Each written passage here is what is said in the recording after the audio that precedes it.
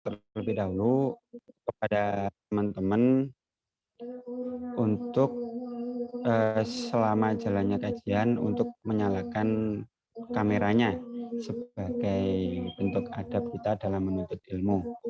Kemudian nanti jikalau dalam kajian ada yang ingin ditanyakan, bisa dituliskan di chat agar kemudian pas sudah selesai materi dapat saya bacakan dan saya sampaikan kepada pemateri. Baik teman-teman, ini pada mati semua ya kameranya, baru satu Mas Wahyu.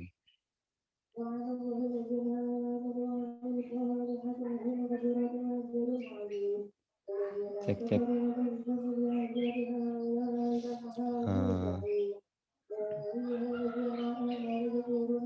Ini ada yang dari luar Madiun. Halo, cek. Wah, sertanya agak kurang aktif. Baik, kalau begitu teman-teman langsung saja kita buka kajian kita pada pagi hari ini dengan bacaan Ummul Kitab bersama-sama. Alamanawaina Al-Fatihah.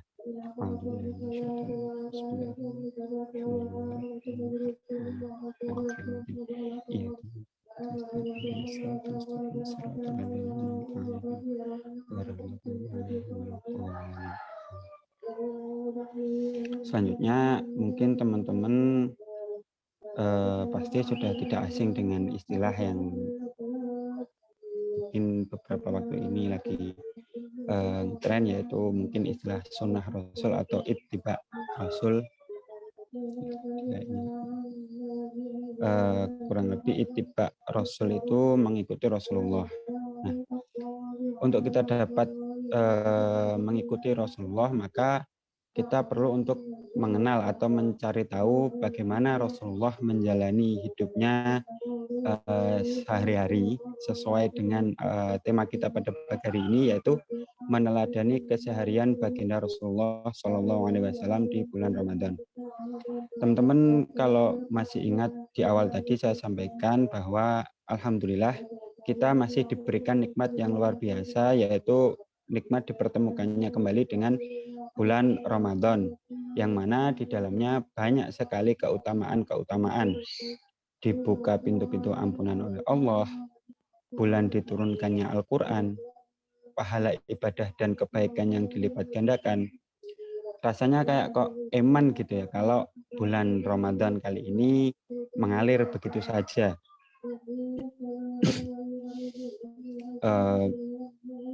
Seperti hari-hari biasa, tidak ada peningkatan atau mungkin bahkan mengalami penurunan. Rasanya kok eman. Ada istilah yang mungkin teman-teman juga sering dengar, kalau bahkan tidurnya orang berpuasa itu dihitung ibadah. Nah, tidurnya aja dihitung ibadah, apalagi kalau digunakan beraktivitas positif, digunakan untuk beribadah, entah mencari ilmu atau membaca Al-Quran atau bekerja dan lain sebagainya. Termasuk hadirnya kita pada pertemuan ini sudah merupakan langkah yang baik.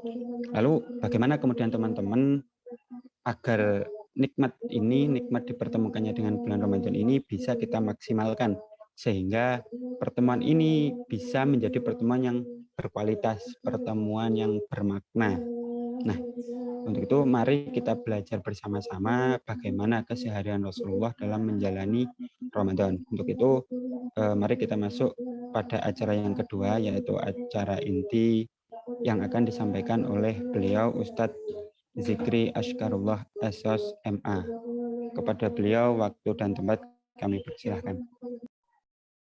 Assalamualaikum warahmatullahi wabarakatuh. Suara saya terdengar jelas nggak ya, Mas? Jelas, Ustaz. Ya. Nanti mungkin soalnya ini saya nggak pakai WiFi ya, cuman pakai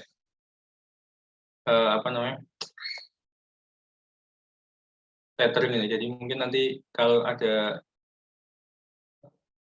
saat dimana sinyalnya hilang, nanti dikabari aja ya. Ya. Share screen-nya sudah tampak ya teman-teman ya? Sudah, Ustaz. Oke. Bismillahirrahmanirrahim. Assalamualaikum warahmatullahi wabarakatuh. Innal hamdalillah nahmadu wa nasta'inu wa nastaghfiruh wa na'udzu billahi min shururi anfusina wa min sayyiati a'malina may yahdihillahu fala mudilla lahu wa may yudlil fala hadiya lahu amma ba'du. Pertama-tama marilah kita sampaikan puja dan puji syukur kita kehadirat Allah Subhanahu wa taala, zat yang membolak-balikan hati dan memberikan hidayah kepada siapa yang ditunjuknya. Yang kedua, salawat serta salam marilah kita sampaikan kepada Nabi besar kita Nabi Muhammad Shallallahu Alaihi Wasallam serta keluarganya, sahabatnya, tabiin, tabiut tabiin, dan semua pengikutnya yang masih setia menjalankan sunnahnya hingga detik ini. Insya Allah pada pagi hari ini kita akan coba untuk memperbincangkan tentang 24 jam Ramadan Rasulullah. Ini salah satu hal yang kemudian sempat juga kami bahas di komunitas Quran yang saya coba untuk bentuk gitu kan, Quranic Talks ID. Jadi mungkin teman-teman kalau punya kesempatan untuk melihat di YouTube atau di Instagram ya, ini ada Quranic Talks ID ya. Semoga menjadi bagian dari ikhtiar kami untuk terus membumikan Al-Quran. Tadi ya sempat sudah dibahas ya, sebenarnya kalau tidur saat puasa itu ibadah atau tidak itu. Apakah kemudian Rasulullah itu memperbanyak tidur saat puasa? Ketika tidur saat puasa itu adalah ibadah kan? Itu kan menjadi sebuah yang kemudian menarik gitu kan. Dalam hadis riwayat Baihaqi disampaikan bahwa tidurnya orang puasa adalah ibadah, diamnya adalah tasbih, amal ibadahnya dilipat gandakan, doanya dikabulkan, dan dosanya diampuni. Nah, kita akan coba untuk lebih mendalami. Salah satu adab dalam menjalankan puasa kan tidak memperbanyak tidur pada siang hari. Lalu Imam Al-Ghazali menjelaskan lagi, bagian dari tata krama puasa adalah tidak memperbanyak tidur di siang hari hingga seseorang merasakan lapar dan haus dan merasakan lemahnya kekuatan, dengan demikian hati akan menjadi jernih. Ini dalam kitab Ihya Ulumuddin ya, juz 1 halaman 246. Nah, di sini kemudian kita harus coba untuk memahaminya lebih lanjut ya, bagaimana kemudian tidur itu ketika kita meniatkannya itu untuk sekedar bermalas-malasan, ya, itu kemudian menjadi hal yang tidak menambah kebaikan dari Ramadan kita, kan? Atau hanya sekedar untuk menahan agar tidak lapar dan sebagainya, kemudian memperbanyak tidur. Nah, itu kan tidak menambah kebaikan dari Ramadan ya. Meskipun pada akhirnya memang ketika tidur kita otomatis terhindar dari hal-hal yang kemudian semisal kita berpotensi untuk melakukan dosa-dosa lainnya ya. Mungkin itu menjadi baik ya. Tapi jika memang kita bisa memaksimalkan dengan hal-hal yang lain itu kan, ibadah-ibadah yang lain seperti tilawah, zikir, murojaah Al-Quran, murojaah hafalan, mungkin itu akan menjadi hal yang lebih positif. Tapi itu kemudian atau bisa jadi kemudian ketika teman-teman itu memperbanyak tidur di siang hari, lalu kemudian teman-teman tidak tidur di malam hari dan fokus untuk beribadah di malam hari, ya itu kan mungkin bisa jadi satu hal yang kemudian menjadi strategi teman-teman untuk memperbanyak amalan kebaikan di bulan Ramadan. Tapi itu kembali lagi ya, bahwa pada akhirnya memang tidurnya orang puasa adalah ibadah, napasnya adalah tasbih, diamnya adalah hikmah, dan sebagainya yang kemudian disampaikan oleh Syekh Murtada Az-Zabidi dalam Ittihaf Sadat Al-Muttaqin juz 5 halaman 174. Yaitu tidur pada saat puasa dapat disebut sebagai ibadah ketika memenuhi dua kriteria itu ya, tidak dimaksudkan untuk bermalas-malasan, tapi untuk lebih bersemangat dalam menjalankan ibadah. Kedua, tidak mencampuri ibadah puasanya dengan melakukan perbuatan kemaksiatan. Nah, itu dua hal yang kemudian perlu menjadi catatan. Kadang-kadang kan memang saya pribadi masih merasa bahwa ya kadang-kadang saya tidur itu lebih berdasarkan alasan nafsu untuk tidur ya, ketimbang kemudian untuk menjaga stamina untuk misalnya tilawah maksimal di malam hari dan sebagainya. Karena semaksimal tilawah di malam hari juga ya ada batasnya juga. Maksudnya apalagi dalam kondisi sudah berbuka dengan kondisi perut terisi dan sebagainya dengan sedangkan ketika puasa itu kita lebih bisa memaksimalkan. Nah ini ya kadang puasa itu memang ini ya yang menjadi hal yang kemudian harus dihindari adalah ya kita puasa itu tidak mendapatkan apapun dari puasa selain rasa lapar kan. Karena kadang-kadang kita menjalani puasa itu tidak dengan keikhlasan. Ya kita sering menjadikan puasa itu sebagai alasan untuk kemudian tidak maksimal dalam beraktivitas, kan? Tidak maksimal dalam kemudian menjalankan amanah-amanah yang kemudian harusnya kita laksanakan sebagaimana mestinya, gitu kan? Atau baik itu pekerjaan, di teman-teman mungkin yang masih kuliah akademik, skripsi dan sebagainya, kan? Bahkan kemarin di salah satu kajian yang kami adakan ada yang bertanya bagaimana kemudian ketika saya diminta untuk menyelesaikan tesis, ya. Sedangkan ketika saya mengerjakan tesis itu posisinya saya akan lebih cepat lapar. Nah, sedangkan ini dalam bulan Ramadan, bagaimana apakah kemudian saya punya alasan untuk kemudian tidak berpuasa karena saya harus menyelesaikan tesis itu, sedangkan tesis itu adalah amanah orang tua. Itu adalah salah satu contoh ketika kita melaksanakan ibadah itu tidak berdasarkan keikhlasan. Bagaimana kita akan terus-terusan mencari alasan untuk kemudian lari dari ibadah itu, atau menyalahkan keadaan dari ibadah itu.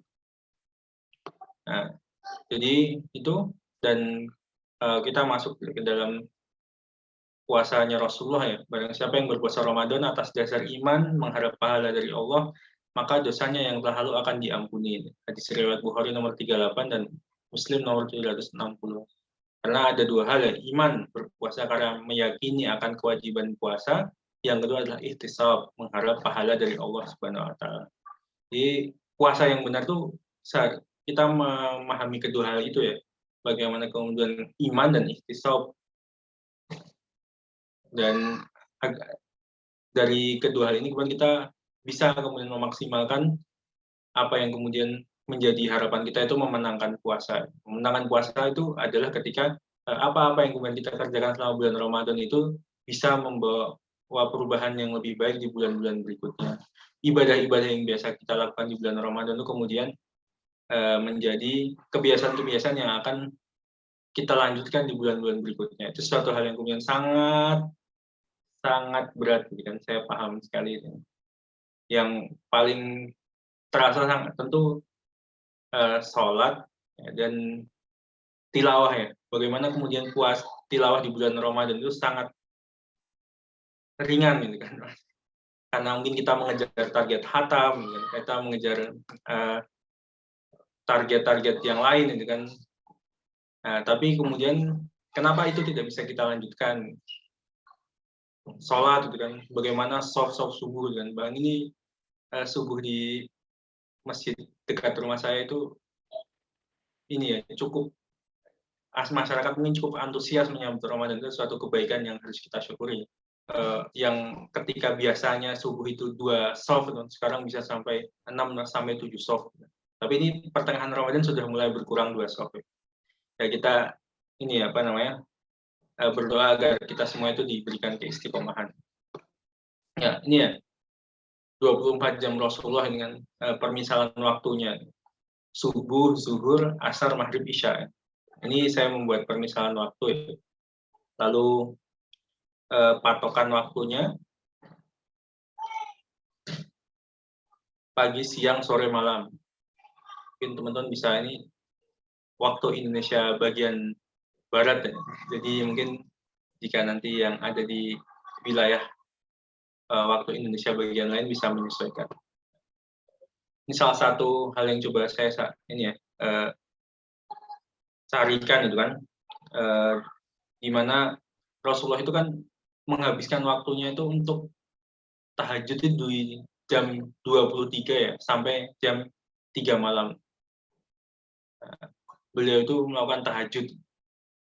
Jadi ya mungkin teman-teman tahu ya kemudian alasan kenapa kemudian Rasulullah itu tidak setiap hari melakukan tarawih itu kan, karena ya salah satunya beliau ingin menghabiskan malam-malamnya itu dalam suasana yang hikmat dan bersama Allah gitu kan.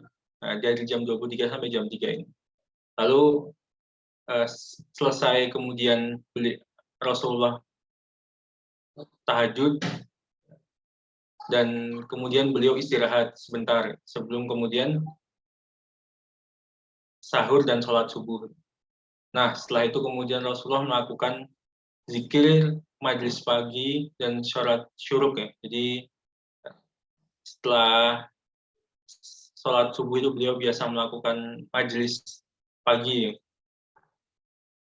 Nah, lalu jam 6 sampai jam 8 ini beliau silaturahmi.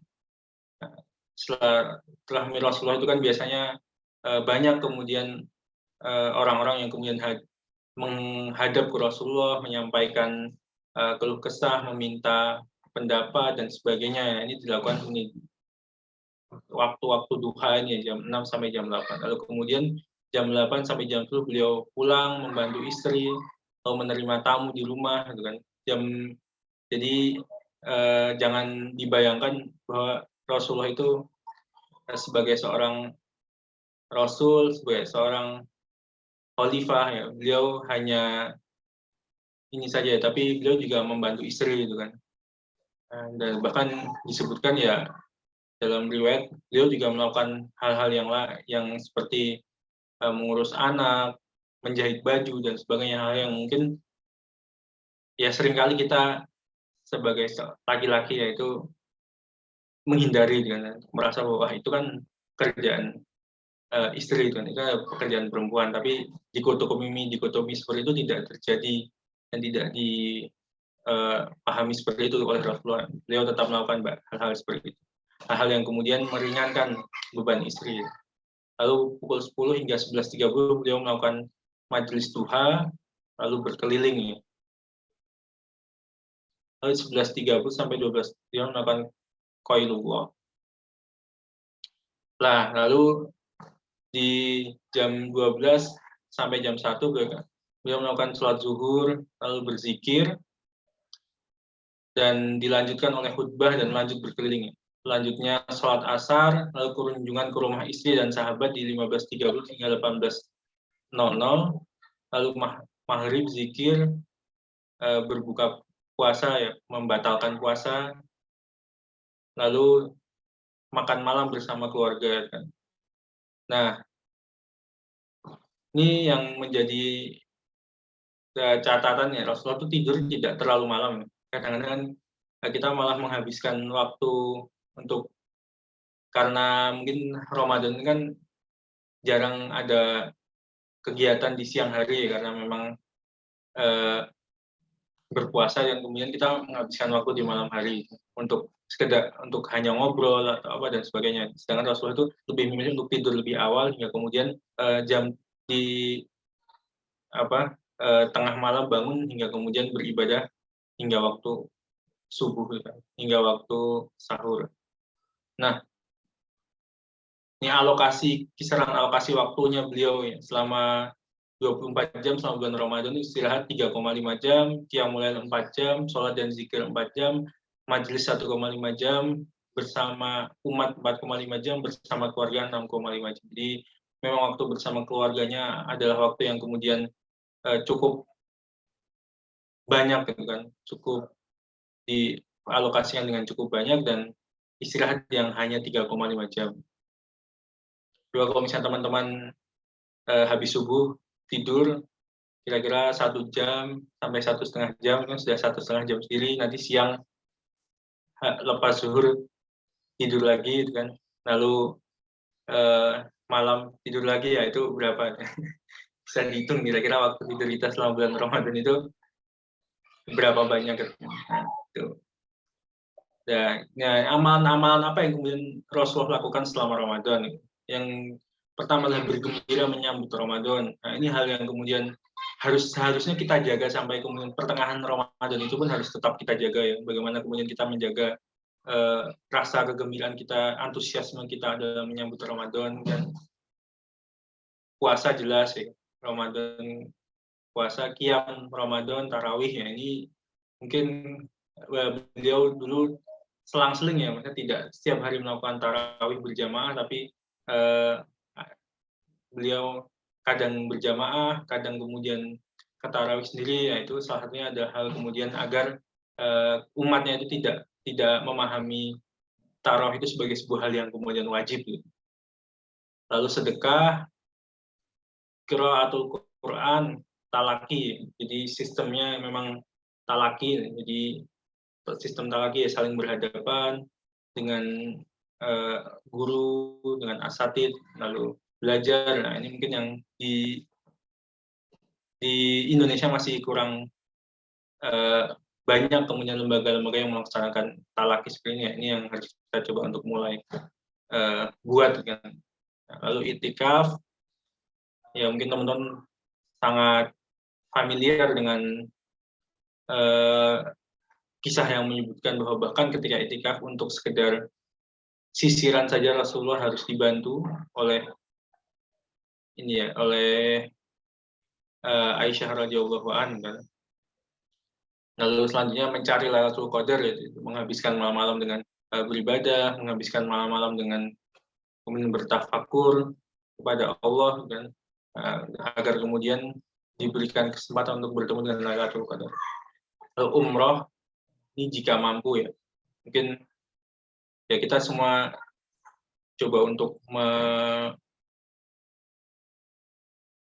mengusahakan apabila kemudian diberikan kesempatan ya bisa untuk umroh ketika Ramadan. Lalu banyak zikir dan istighfar, dan terakhir menjauhi perbuatan sia-sia, apalagi maksiat. Ini hal yang kemudian harus kita teladani ya. Dan apalagi kemudian sudah sampai pada pertengahan Ramadan ini kan biasanya kita sudah mulai ya kehabisan bensin, lelah gitu. Nah, sehingga butuh untuk memperbarui semangat lagi.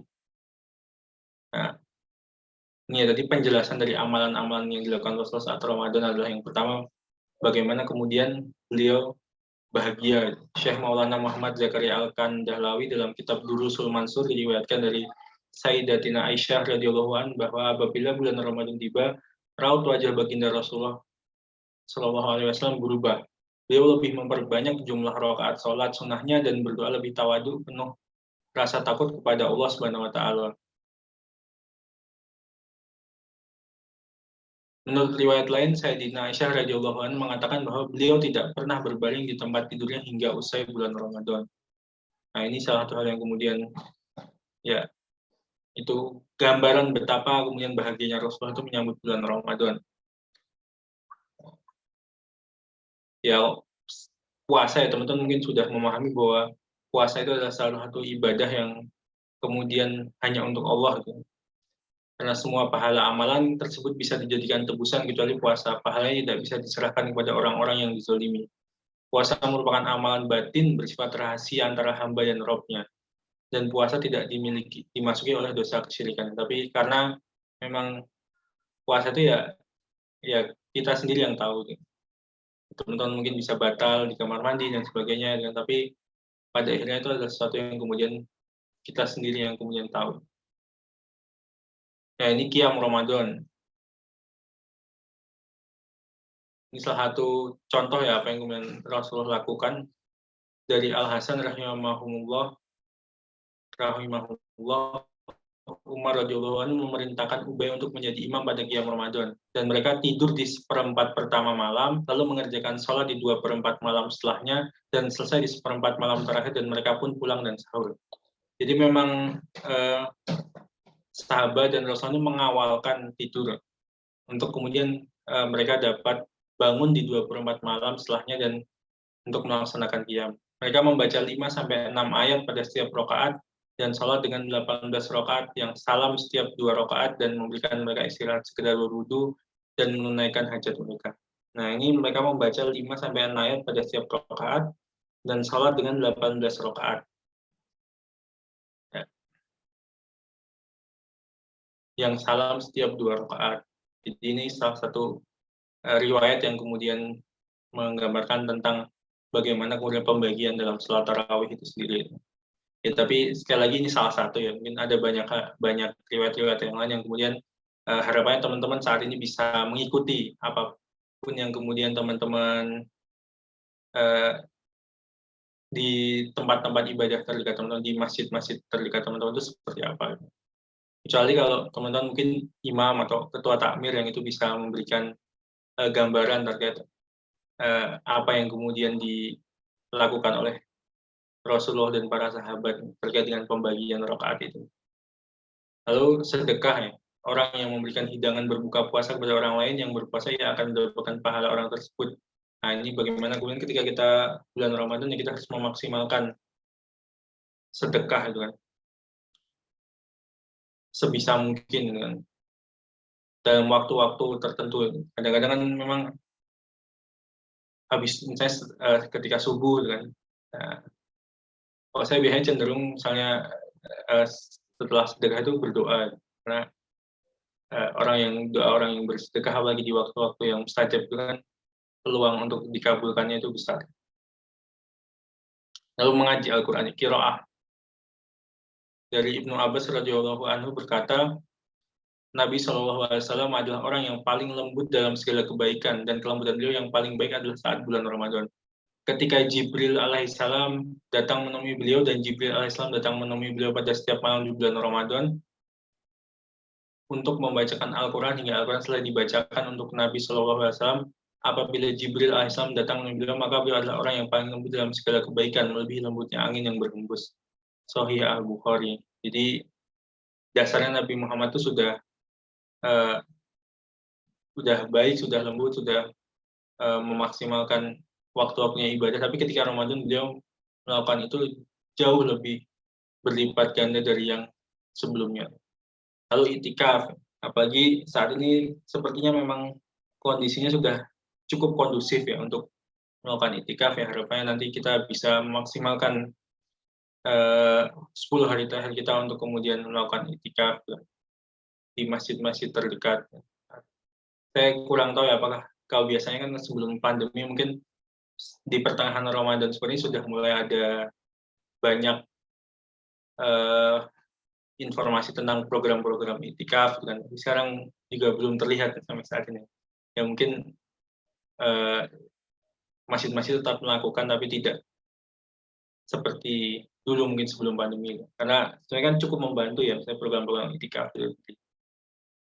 Karena di sana sudah jelas ya kita cukup hadir di masjid kan. Lalu ada kajian, lalu kita bisa memaksimalkan waktu untuk dengan memperbanyak interaksi dengan Al-Quran, dengan berzikir dan sebagainya, dan sudah disediakan semuanya yang kemudian hal yang dirindukan ya dalam Ramadan terakhir yang kemudian yang jarang kita temui itu. Lalu Lailatul Qadar, nah ini sesuatu yang kemudian ya sebenarnya kita harus memaksimalkan semua malam di bulan Ramadan ya, tapi ya itu tadi ketika 10 hari terakhir malam-malam ganjil kita coba untuk memaksimalkan dengan hal yang kemudian mungkin di luar yang biasa kita lakukan dalam kondisi maksimal sekalipun. Jadi di atas itu. Ini umroh tadi sudah disampaikan, lalu zikir. Nah ini macam-macam sunnah saat sahur ya. Mengakhirkan sahur, saya biasa juga sangat terakhir ya, jam 4. Meskipun bangunnya jam 2, jam 3 itu biasanya lebih memilih untuk beraktivitas dahulu. Tilawah maupun qiyam, lalu mengakhirkan sahur. Mengkonsumsi kurma, mendoakan kebaikan untuk muslim yang sahur, membaca istighfar setelah makan sahur. Nah ini sahur sesungguhnya adalah sahur itu ada keberkahan. Jadi bagaimana ketika tidak sahur? Ya alhamdulillah selama bulan Ramadan ini, kok saya pribadi baru sekali nggak sahur. Bulan-bulan sebelumnya itu biasanya sampai 5 atau 6, 7 kali yang nggak sahur. Lalu meninggalkan dosa. Nah, ini yang sangat berat ya, tapi harus kita coba untuk biasakan, karena ya kadang-kadang dosa itu tidak terasa ya, karena kita mungkin sudah melakukan itu berulang-ulang, sehingga kita tidak merasa bahwa itu adalah sebuah kesalahan atau sebuah dosa. Ini harus kita banyak-banyak istighfar di bulan Ramadan, banyak-banyak kemudian mengevaluasi diri gitu kan, apa saja yang sudah kita lakukan, kan, apa saja yang kemudian itu menjadi bagian dari diri kita yang kemudian bisa yang dinilai sebagai dosa yang kita tidak sadari ya. Itu kita harus di bulan-bulan Ramadan ini kita harus memperbanyak zikir, istighfar, dan agar kemudian Allah bukakan hati kita ya, bahwa kita lebih sensitif terhadap dosa ya. Karena orang-orang yang kemudian diberikan keberkahan oleh Allah adalah salah satunya adalah orang-orang yang kemudian memiliki sensitivitas terhadap dosa. Jadi kalau misalnya kita dibiarkan melakukan dosa gitu kan dengan semau kita, itu kita harusnya kemudian sadar ya, oh jangan-jangan kemudian Allah sudah mulai meninggalkan kita. Nah, ini yang jadi catatan ya, makanya ketika kita memperbanyak amal kebaikan, nanti Allah akan memberikan sensitivitas terhadap dosa itu sendiri. Ya, wah, melihat sampah di jalan, tuntun ambil, dan sebagainya, itu hal-hal yang kemudian ini kita lakukan. Dan puasa dan Al-Quran, ini satu hal yang kemudian sangat berkaitan ya. Puasa dan Al-Quran akan memberikan syafaat seorang hamba pada hari kiamat. Puasa berkata, "Ya Robbi, aku mencegahnya dari makan dan minum di siang hari." Al-Quran juga berkata, "Aku mencegahnya dari tidur di malam hari." Maka kami mohon syafaat untuk dia. Beliau bersabda, maka keduanya dibolehkan memberikan syafaat. Ya, bagaimana kemudian saat ini kita harus memaksimalkan agar kemudian Al-Quran dan puasa itu bisa memberikan syafaat kita di yaumul akhir kelak. Mungkin itu saja ya, salah satu hal yang beberapa yang kemudian bisa saya sampaikan. Nanti insya Allah jika teman-teman ada yang ingin didiskusikan, kita bisa coba untuk diskusikan. Mungkin terakhir mungkin ya, kita memang sering menyampaikan ya bahwa kita merindukan Ramadan kan, kita merindukan hadirnya bulan ini gitu kan, tapi kemudian ketika pelaksananya ternyata kita lalai gitu kan. Masih separuh Ramadan, masih ada waktu untuk memaksimalkan sisa-sisa Ramadan kita ya, maka kita coba untuk memaksimalkan itu sekuat yang kita bisa, mastatotum, sekuat yang kita bisa sampai titik darah penghabisan lah ya. Itu karena tentu kita tidak tahu ya bahwa apakah kemudian kita masih bisa dipertemukan dengan Ramadan lagi pada tahun depan. Maka jadikan hari-hari dalam Ramadan ini adalah seolah-olah ini adalah hari-hari terakhir kita. Ramadan, hari-hari di bulan Ramadan terakhir kita. Mungkin itu, jazakallah, saya kembalikan ke MC. Baik, terima kasih kepada Ustadz Zikri atas materi yang luar biasa. Baik, selanjutnya teman-teman sesi tanya jawab. Mungkin dari teman-teman ada yang ingin ditanyakan atau di-sharingkan, bisa dituliskan lewat chat, atau mungkin mau disampaikan langsung juga boleh, silahkan.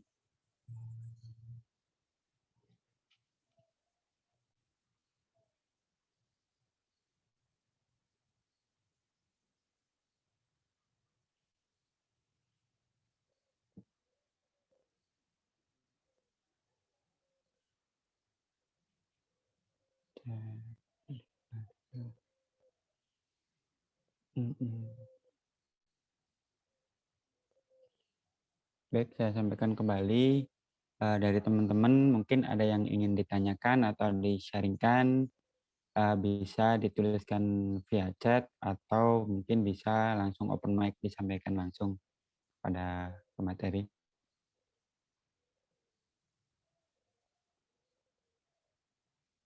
Baik, ya ini ada yang oke. Ini ada yang bertanya. Bismillah, ini dari Marwa Safania. Bismillah, izin bertanya Ustadz, bagaimana fikih iktikaf untuk akhwat jika sendirian di rumah? Ini ada yang sudah angkat raise hand juga itu ya, mungkin sekalian aja. Ya, mungkin sekalian yang raise hand bisa di open mic, bisa disampaikan langsung. Ya, Afwan Ustaz izin bertanya mengenai nuzulul Quran.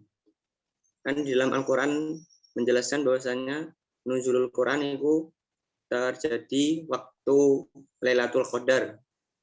Nah, pertanyaannya yang pertama, kenapa kebanyakan di Indonesia itu selalu merayakan nuzul Quran di waktu 17 Ramadan? Kemudian yang kedua, waktu nuzulul Quran itu kan adalah turunnya Al-Quran. Nah, Al-Quran turunkan secara berangsur-angsur gitu. Nah, itu waktu dari Allah menurunkan Al-Quran di malam Lailatul Qadar itu surat yang pertama kali diturunkan atau surat terakhir atau gimana Ustaz? Ini itu Ustaz. Jazakallahu khairan. Jadi ini saya mungkin jawab sekaligus saja ya. Jadi ketika memang untuk kita bicara masalah rutinitas apa yang kemudian terjadi di Indonesia itu kan, dalam kemudian merayakan atau merayakan ini apa namanya, nuzulul Quran ya, itu kan memang 17 Ramadan ini kan waktu diturunkannya Al-Quran kan. Jadi kemudian ketika kemudian apakah kemudian sedangkan, dan itu hal yang sudah pasti ya, dan ada apa namanya, ada memang riwayat yang menyampaikan seperti itu kan, jelas kan. Nah, sedangkan yang namanya Lailatul Qadar itu kan Allah memerintahkan kita untuk mencari ya. Nah, jadi itu sesuatu yang kemudian tidak pasti ya. Sehingga kemudian ya mungkin ada suatu kesepakatan tidak tertulis di antara umat Indonesia yang kemudian mengadakan malam nuzul Al-Quran itu ya di 17 Ramadan. Nah, ini yang kemudian terjadi. Jadi ketika bertanya apakah kemudian seperti itu, ya itu tugas kita adalah kemudian berupaya untuk memaksimalkan ibadah di 10 hari terakhir itu. Nanti apakah kemudian Allah mengizinkan kita untuk bertemu dengan Lailatul Qadar atau tidak, itu kan kadang ini ya apa namanya, tidak ada suatu hal yang kemudian jelas, apakah kemudian langit cerah, ini apa dan sebagainya. Tapi sebenarnya kalau saya sendiri yang kemudian dalam beberapa kali kesempatan itikaf itu lebih kepada hati kita kan. Ketika kita benar-benar memaksimalkan 10 hari terakhir itu ya Allah akan memberikan suatu perasaan tersendiri di hati kita itu, yang kemudian perasaan bahagia, perasaan yang dimudahkan untuk kemudian menerima kebaikan, dimudahkan untuk membaca Al-Quran dan sebagainya, dan itu satu hal yang kemudian menjadi satu hidayah tersendiri itu. Nah, ini yang kemudian terjadi itu. Nah, bagaimana kemudian kita memahaminya itu saja, dan memahami apa yang sudah Allah sampaikan untuk memaksimalkan 10 hari terakhir Ramadan. Nah, perkara nuzulul Quran yang kemudian sudah menjadi budaya di Indonesia untuk melaksanakan pengajian pada 17 Ramadan, ya itu kita terima ya. Apalagi kemudian dalam kondisi yang seperti ini, saya rasa kemudian yang penting adalah orang-orang itu kemudian tergerak untuk beribadah, tergerak untuk kemudian mengikuti pengajian, tergerak untuk memaksimalkan interaksi dengan Al-Quran di bulan Ramadan, ya, terutama orang-orang yang di kampung dan sebagainya. Jadi mungkin seperti itu ya. Ya mohon maaf dia memang kurang maksimal. Nanti insya Allah saya akan coba untuk pelajari lebih dalam dan mendetail tentang itu. Karena itu kan apakah kemudian apa yang kemudian menjadi dasar orang-orang di Indonesia itu menyepakati 17 Ramadan itu untuk kemudian mengadakan pengajian nuzulul Quran ya. Nah, itu jadi satu pertanyaan yang kemudian menarik gitu kan, untuk kemudian kita telusuri lagi. Selain tadi ya, memang ada riwayat yang mengatakan bahwa Quran itu turun pada 17 Ramadan. Lalu pertanyaan tentang bagaimana fikih iktikaf untuk akhwat jika sendirian di rumah. Jadi ya sebenarnya kalau untuk fikih iktikaf sendiri ya, syarat iktikaf untuk wanita itu yang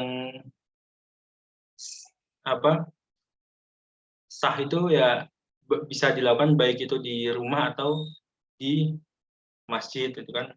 Nah, tapi kemudian yang paling penting adalah iktikafnya itu dilakukan agar tidak kemudian bagaimana untuk tidak menimbulkan fitnah gitu kan, untuk yang melakukan iktikaf. Jadi ketika memang lebih baik dilakukan di rumah ya, bisa dimaksimalkan untuk dilakukan di rumah gitu kan. Nah, itu yang penting. Kalau misalnya semisal memang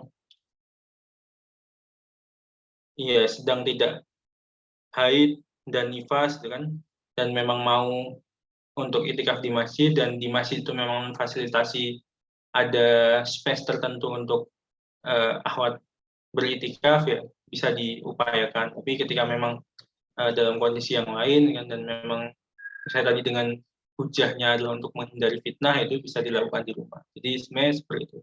Saya rasa memang kita coba untuk mempermudah saja ya, misalnya diupayakan untuk mencari hal-hal yang kemudian itu lebih meringankan kita. Yang penting kita tidak kita tetap bisa mampu memaksimalkan ibadah kita di manapun tempatnya itu sih. Monggo ada yang lain? Satu pertanyaan aja ya, karena kebetulan saya harus ada agenda di kantor pagi ini. Baik. Terima kasih Ustadz atas jawaban yang telah diberikan. Mungkin dari teman-teman masih ada yang ingin bertanya. Satu pertanyaan lagi. Kalau mungkin tidak ada, mohon berkenan Ustadz untuk memberikan closing statement, Ustadz. Ya, jadi itu ya, harapannya kemudian kita bisa memaksimalkan interaksi kita dengan Al-Quran di hari-hari terakhir Ramadan ini ya. Dan yang paling penting adalah ketika teman-teman berdoa, salah satu hal yang kemudian diminta adalah untuk kemudian diistiqomahkan dan juga agar kemudian diberikan kemampuan untuk melanjutkan ibadah-ibadah yang kemudian bisa kita maksimalkan di bulan Ramadan ini di bulan-bulan berikutnya. Menjadi pemenang ya istilahnya dalam Ramadan adalah ketika kita bisa melanjutkan amalan-amalan yang sudah kita lakukan secara kontinu, secara maksimal di bulan Ramadan ini, bisa kita teruskan di bulan-bulan berikutnya. Mungkin itu saja ya. Sekian dari saya. Bila ada salah yang saya sampaikan, itu datangnya tentu dari saya pribadi, dari ketidaktahuan saya, dari kebodohan saya sebagai seorang hamba, dan bila ada benarnya itu datangnya dari Allah Subhanahu wa taala. Sekian. Wassalamualaikum warahmatullahi wabarakatuh. Waalaikumsalam warahmatullahi wabarakatuh. Waalaikumsalam. Allah khairan kepada Ustadz Ziki Ashkarullah atas materi yang telah diberikan. Untuk selanjutnya, informasi teman-teman untuk kajian berikutnya, kajian terakhir akan diadakan pada hari Kamis 21 April 2022 dengan tema menggali makna tafsir ayat-ayat puasa. Itu baik teman-teman, semoga apa yang kita terima pada pagi hari ini dapat menjadi manfaat untuk diri kita pribadi maupun untuk orang-orang di sekitar kita, dan kita dimudahkan oleh Allah untuk mengamalkannya. Sekian, mari kita tutup kajian kita pada pagi hari ini dengan bacaan hamdalah bersama-sama. Alhamdulillahirrahmanirrahim. Sekian dari saya, apabila ada kurangnya saya minta maaf. akhir kata, wabillahi taufiq wal hidayah wa ridha wal inayah. Assalamualaikum warahmatullahi wabarakatuh. Waalaikumsalam.